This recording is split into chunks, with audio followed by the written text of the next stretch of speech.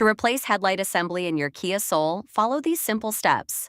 Headlamps can become extremely hot during use. Avoid touching them or any attached components immediately after turning them off. Step 1. Disconnect the negative battery terminal. Step 2.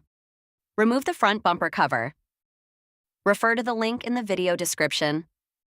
Step 3. Loosen the mounting bolts of headlamp. Remove the headlamp assembly L after disconnecting the lamp connectors.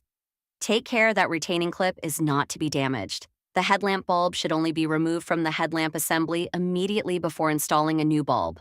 Leaving the bulb out for an extended period may impact the bulb's performance and allow contaminants to enter the assembly, potentially settling on the lens or reflector.